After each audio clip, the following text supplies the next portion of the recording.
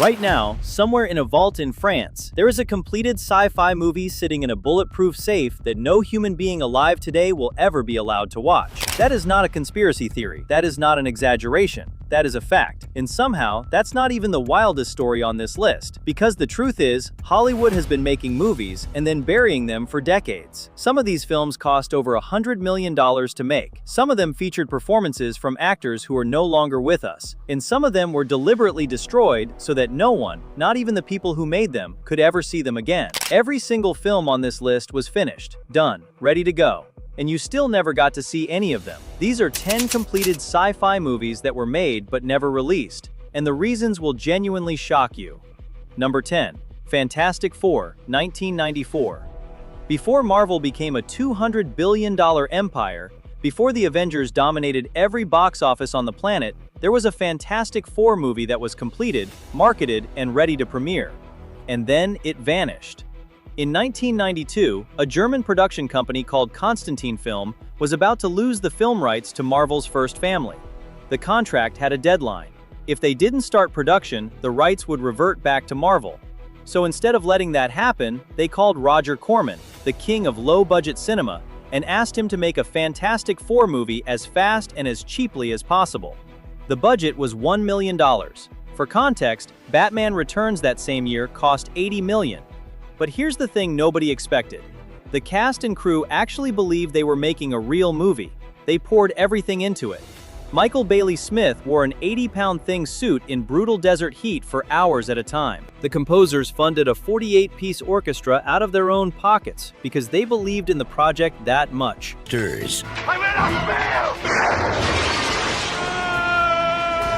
The actors did press tours. They showed up at Comic-Con. They signed autographs. They filmed behind-the-scenes content. And then, 3 weeks before the premiere, everything was canceled without explanation. No phone calls to the cast, no meetings, just silence. Stan Lee himself later admitted in interviews that the film was never intended to be seen by anyone. It was a legal placeholder, nothing more. Behind the scenes, producer Constantine Naife claimed they were paid around $200,000 in total, essentially to go away quietly. Reports surfaced that Marvel executive Avi Arad personally acquired the negative and had every known print destroyed. Number 9. The Mothership, 2021. In 2021, Netflix quietly completed production on a science fiction film called The Mothership, starring Halle Berry, an Oscar-winning actress who had just signed a massive overall deal with the streaming giant. The budget reportedly landed around $40 million. The premise was big. A woman discovers an alien object beneath her farmhouse after her husband mysteriously disappears, and what follows is a race to uncover the truth before shadowy government forces close in. On paper, this had everything Netflix loves: a recognizable star, a high-concept hook, a built-in audience for sci-fi thrillers. Production wrapped, editing moved forward, and then something strange happened. Behind the scenes, reports started leaking that the film had serious problems. Reshoots were discussed but logistically complicated because the child actors in the film had aged noticeably since principal photography.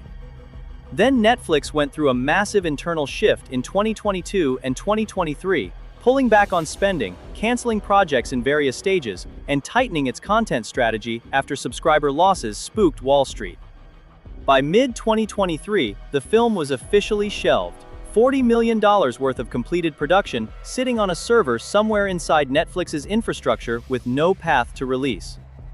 What makes this movie sting is that this wasn't a passion project from an unknown filmmaker. This was a studio-backed, star-driven sci-fi film produced during a period when Netflix was spending money like gravity didn't apply. They reportedly spent $17 billion on content in 2021 alone, and somehow a completed Halle Berry sci-fi movie couldn't find 90 minutes of space on a platform that has thousands of hours of content nobody watches. Number 8. Food Fight, 2003. In the early 2000s, Threshold Entertainment set out to make the most ambitious animated film ever conceived. The idea was wild. Brand mascots like Mr. Clean, Charlie the Tuna, and the Energizer Bunny would come to life inside a supermarket after closing time, battling an evil force trying to take over the shelves with generic knockoff products. The budget climbed to $65 million. They hired Charlie Sheen, Eva Longoria, and Hilary Duff for voice roles. The animation was being rendered at a quality that the producers claimed would rival Pixar. And by 2003, the film was reportedly finished. Then the hard drives disappeared. Not corrupted, not accidentally erased. According to the production company, the drives containing the entire completed film were stolen from their offices in what they described as an act of industrial sabotage. Whether that story is entirely true or not has been debated for years, but what is confirmed is that the original finished version of Food Fight was gone. And over the next several years, a new version of the film was cobbled together from whatever incomplete backup files and raw assets could be recovered. That reconstructed version was finally dumped onto home video in 2012, and it is widely considered one of the worst animated films ever made. The animation looks broken. Characters move like haunted puppets. Textures glitch and warp in ways that feel genuinely unsettling. It became an internet joke, a meme, a punchline. But here's what people missed.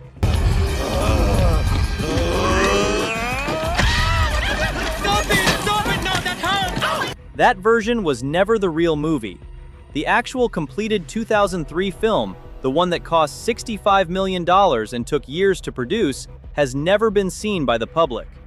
Not a single frame of the original render has surfaced. And the strangest part is that nobody in Hollywood ever really investigated it. Number 7. Supernova, 1999. Supernova started life as a deep space horror film in the vein of Alien, backed by MGM and United Artists with a budget that ballooned to around $90 million. The cast was stacked. James Spader, Angela Bassett, Robin Tunney, Lou Diamond Phillips, Peter Facinelli. These weren't unknowns. These were serious actors signing on to what they were told would be a prestige sci-fi thriller. Director Walter Hill, the man behind Aliens and 48 Hours, was hired to bring it to life. And for a while, things moved forward. Sets were built, practical effects were designed. The cast filmed aboard elaborate spaceship interiors that cost millions to construct. But almost immediately, Hill and MGM started clashing over the creative direction.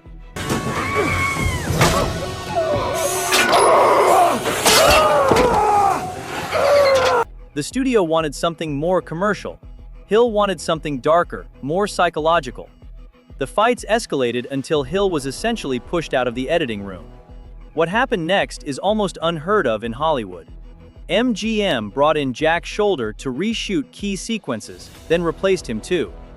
And then, in a move that sounds made up but is completely documented, the studio paid Francis Ford Coppola $1 million just to come in and re-edit the entire film. When the film was finally dumped into theaters in January 2000 with almost no marketing, the version audiences saw bore almost no resemblance to what Walter Hill originally shot. The refined version grossed $14 million against its $90 million budget. But the real tragedy is that Hill's original cut, the darker, more psychological version that he fought so hard to protect, has never been released in any format. It simply does not exist in the public sphere. Number 6. Batgirl, 2022. No film in recent memory made the entire film industry stop and genuinely question what it was witnessing, quite like Batgirl. In 2022, Warner Brothers did something that had never been done before in modern Hollywood. They took a fully completed, fully edited, $90 million superhero film and erased it from existence. Batgirl was directed by Adil El Arbi and Bilal Fallah, the duo behind Bad Boys for Life, which grossed over $400 million worldwide. The film starred Leslie Grace as Barbara Gordon, with J.K. Simmons reprising his role as Commissioner Gordon, Brendan Fraser as the villain Firefly, and most significantly, Michael Keaton returning as Batman for the first time since 1992. That casting alone was worth hundreds of millions in marketing value. The production budget started around $70 million and climbed to roughly $90 million after COVID protocols and additional photography. Filming wrapped. Post-production was completed, test screenings were held, and then David Zaslav took over Warner Brothers Discovery and changed everything. Under the new leadership's financial strategy, the decision was made to shelve Batgirl permanently and use it as a tax write-down. By not releasing the film in any form, the studio could claim the full production cost as a loss and offset it against other profits. It was pure math. The movie was worth more dead than alive. The directors found out their film had been killed not from a phone call, not from a meeting, but from reading the news on social media while attending a friend's wedding in Morocco.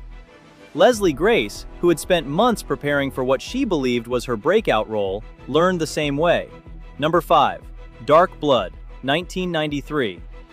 In 1993, River Phoenix was in the middle of filming what would become his final role in movie production. He was playing a young widower living alone in the Nevada desert near a nuclear testing site. The film was directed by George Sluizer, the Dutch filmmaker behind the internationally acclaimed original version of The Vanishing. Phoenix was being paid around $2 million for his role, and was delivering what his co-stars Judy Davis and Jonathan Pryce both described as the most intense performance they had ever witnessed on set. Sluizer later recalled that Phoenix would stay in character between takes for hours, refusing to break the emotional state of a man waiting for the end of the world. On October 31, 1993, River Phoenix collapsed and passed away outside the Viper Room in Los Angeles. He was 23 years old. Production on Dark Blood stopped immediately. The film was approximately 80% complete. Most of the major scenes had been shot. What remained were primarily connecting sequences and a handful of pivotal moments near the film's conclusion. Insurance claims were filed. The footage was locked away, and for nearly 2 decades, that's where the story seemed to end. But George Sluizer never gave up on it. In 2012, after years of legal battles and deteriorating health, Sluizer assembled a version of the film using every frame of existing footage and recording his own narration to bridge the gaps where scenes were never filmed. That version premiered at the Netherlands Film Festival and screened at a handful of international festivals to emotional receptions. But the film was never given a proper theatrical release or home video distribution.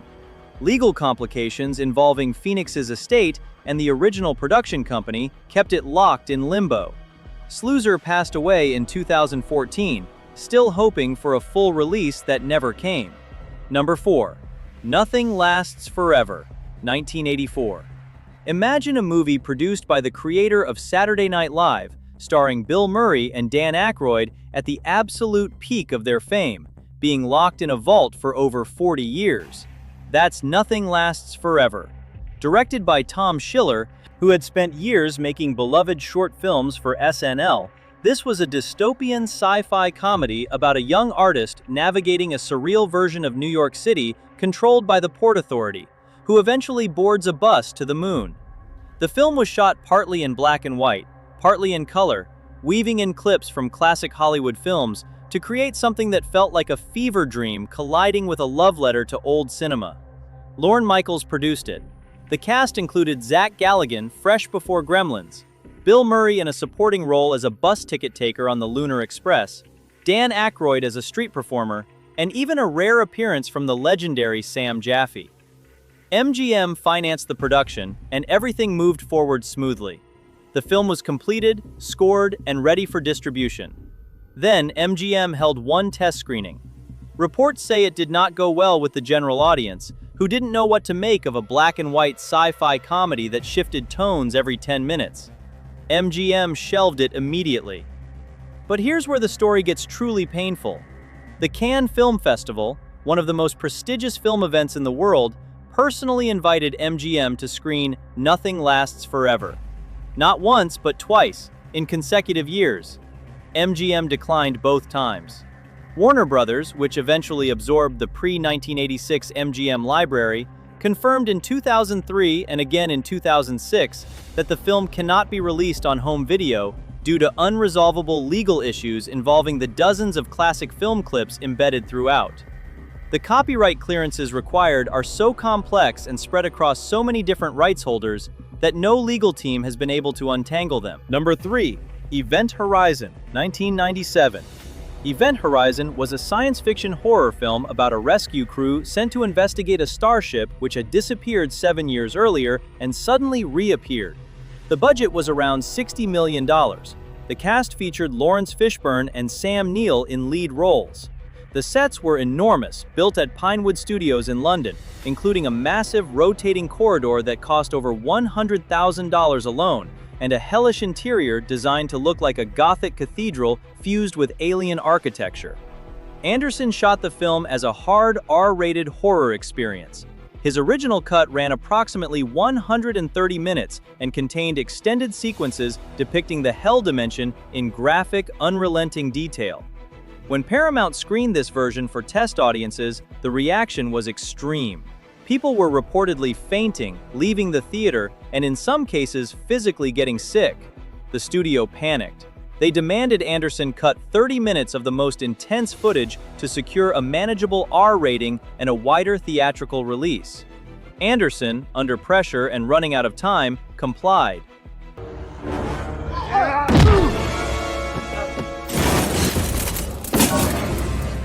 The trimmed 96-minute version hit theaters in August 1997 and was a commercial disappointment, grossing only $26 million against its $60 million budget. The deleted footage was shipped to a storage facility inside a Transylvanian salt mine. The storage conditions were poor. When Anderson and Paramount later explored restoring the original cut for a special edition, they discovered the reels had degraded to the point of being unwatchable. Number 2. The Thief and the Cobbler, 1992. Richard Williams was an animation genius. He won 2 Academy Awards, one for his own animated short and another for directing the animation in Who Framed Roger Rabbit, a job that earned him and his team roughly $50 million in combined production costs from Disney and Amblin. After Roger Rabbit, Williams used the leverage to secure funding to finally complete his passion project, a film he had been working on since 1964 called The Thief and the Cobbler. The animation was unlike anything ever attempted. Every single frame was hand-drawn, with a level of geometric complexity and visual density that makes most modern animation look simple by comparison. The War Machine sequences alone, featuring massive mechanical armies with thousands of individually animated moving parts, took years to complete. Williams refused to use shortcuts. No computers, no recycled frames. Every movement was original. The production attracted volunteer animators from around the world who worked for almost nothing just to be part of what they considered the most ambitious animated film in history. But the funding came with conditions. The completion bond company guaranteed the investors that the film would be delivered by a specific deadline. Williams missed it, and the moment he did, the bond company legally seized control of the entire project. They took the film away from Williams, hired a cheap animation studio to finish it with rushed filler, added celebrity voiceovers that Williams never wanted, inserted musical numbers to make it more marketable, and released the butchered result as The Princess and the Cobbler in 1993. It was a disaster. Williams' original vision, the version he spent more than half his entire life creating, has never been officially released. Number 1. 100 Years, 2016. Every film on this list so far is unseen because something went wrong.